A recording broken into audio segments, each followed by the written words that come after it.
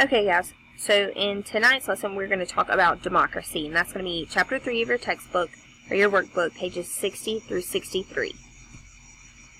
So let's do a little short recap. This is not one of the completed charts from class, but this is a good example of the divisions between the North, the South, and the West as we're sort of moving westward and doing that westward expansion.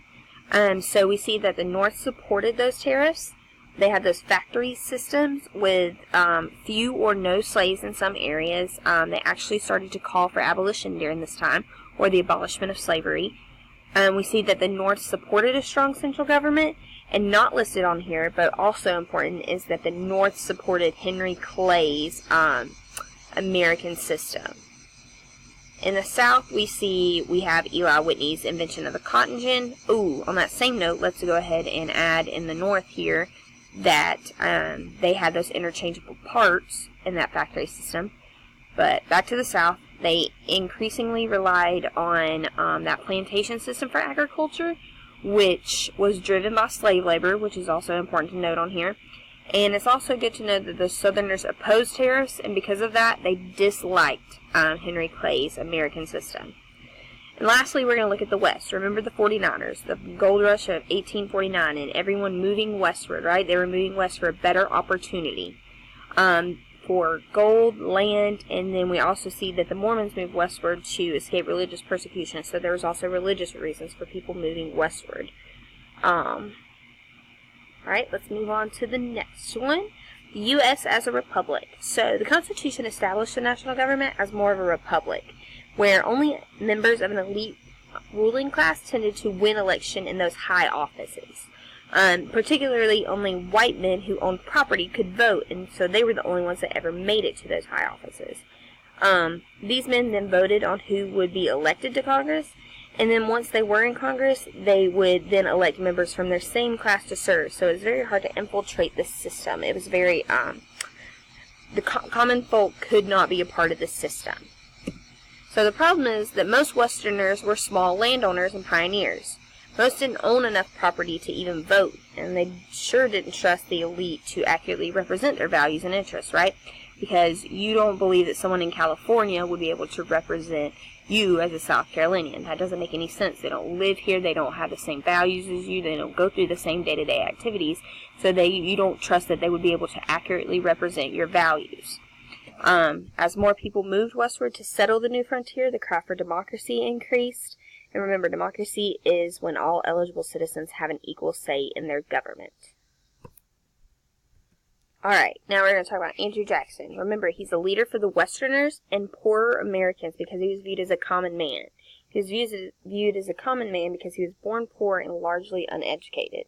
Jackson ran for president in 1824. You'll see his picture to the right here, and he's also the president that you see on the $20 bill. Alright, the election of 1824. On the far left, we have Andrew Jackson.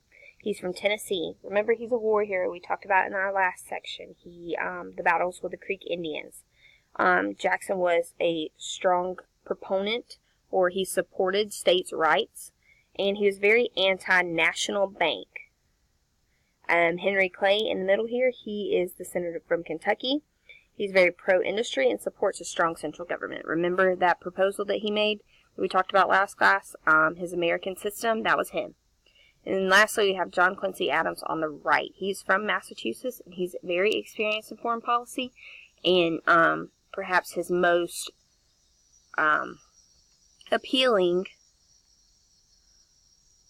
quality or attribute is that he is the son of President John Adams. So people from New England greatly supported John Quincy Adams. Alright, the outcome of the election of 1824. Overall, Jackson won the popular vote. However, no one won the Electoral College. It was, in fact, so close that the House of Representatives had to decide the winner. Well, in the process of running, Henry Clay managed to drop out, and he threw his support behind John Quincy Adams. That support was just enough to give John Quincy Adams the victory. So John Quincy Adams was elected president in 1824. Jackson and his followers protested. They were not happy at all. They deemed it a corrupt bargain. In fact, that's what you see your book reference it as. This was proven evidence of the sectionalism that was occurring in the United States at this time and how divided those different regions, the North, the South, and the West, just happened to have become over this short time period. It is important to know, however, that Jackson eventually beat John Quincy Adams 4 years later in 1828 to become president. So now we're going to skip forward to that time when Jackson became president and look at his form of democracy as president. He strongly believed in Western expansion and the rights of white frontier settlers, and he resented those Eastern elites, that ruling class. Remember those people that were really hard to infiltrate. In fact, he favored universal suffrage, which is referring to voting. He believed that all white men should be free to vote, not just those with property. Now, the most important thing for you to realize here is that it's not talking about African Americans or Indians. He literally only believed that white men should be able to vote, not women either. Remember, we're in the early 1800s. Many states soon dropped the property requirements for voting because of Jackson's influence. But an important thing for you to realize is that by expanding those voting rights, even just that slightest bit, to men that didn't own property, the country became more democratic. And that's going to be a trend that we'll see throughout the rest of the year. Also under Jackson, we see the invention or creation of the spoils system, and that's the tendency of the winning candidate to reward his or her supporters with government positions. So, for example, if I won the presidency, I would give my mom the position of the Secretary of State, and my sister would get to be the head of the Department of Agriculture, and those sorts of things. It's when you surround yourself with your family and friends after you with government positions after you won the position you were running for, or even just the people that helped you along the way, maybe by donating money. Jackson was the first to institute this, and he thought it was a good way to get common folk involved in politics. Remember, he's from Tennessee. That's where those common folk that he wanted to get in politics came from. But guys, most importantly, it's you really want to know that the spoils system eventually pretty much always led to some sort of corruption. When you have someone who tends to share the same beliefs as you, then you tend to not favor your constituents as much. So you don't have that third party kind of keeping you grounded. Also under Jackson, we see the development of laissez-faire economics. That's what that word at the top is. He did not think that the government should regulate business or pass policies to help U.S. businessmen. So laissez-faire economics is when they sort of don't do anything in the economy, right? They don't interfere at all, typically by just not passing things or not getting things done, actively choosing to do so, that is. They believed that regulating businesses tended to favor the wealthy and hurt the small farmers. And remember, he's from Tennessee. He's all about the common folk, so he did not want to hurt those farmers or favor the wealthy. Jackson and the Constitution. He had a strict interpretation of the Constitution. Remember, a strict interpretation of the Constitution meant that he believed the federal government should be restricted to only those powers the Constitution specifically gave it. There was no wiggle room, right? If it did not say it explicitly in black and white clearly, then you could not do it. No ifs, ands, or buts, or wiggle room in between, right? The opposite of that is that loose interpretation where you do have that wiggle room to sort of make the rules as you go to help you get things done, right? But remember, Jackson had a strict interpretation with no wiggle room. Jackson and the Second National Bank in 1832, he opposed the National Bank, very much so, right? We knew that. That was something we talked about in the election of 1824.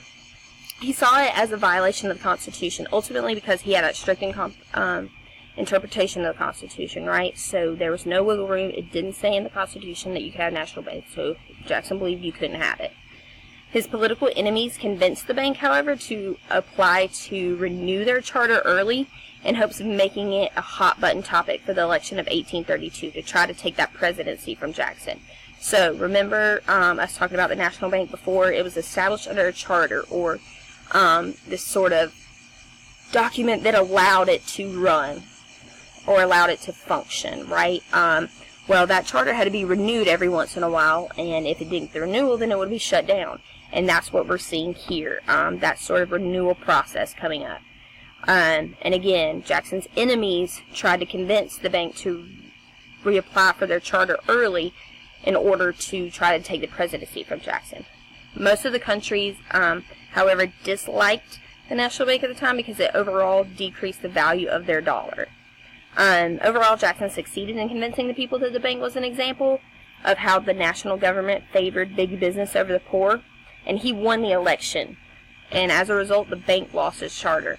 And that meant that the federal money that was in that bank now went to the state banks. In effect, this worked very poorly and eventually led the nation into an economic crisis. And the last slide, we have the return of the two-party system. So we talked about in class this past week that we saw the Federalist Party tend to fade away, right? So that just leaves us with the Democratic-Republican Party. Well, after all of this, we see the split in this party, right? So the stark differences between men like Jackson and Henry Clay led to a break in that Democratic-Republican Party. Jackson's supporters took the name of the Democrats. Those were the people that favored the common folk, right? And they opposed big business.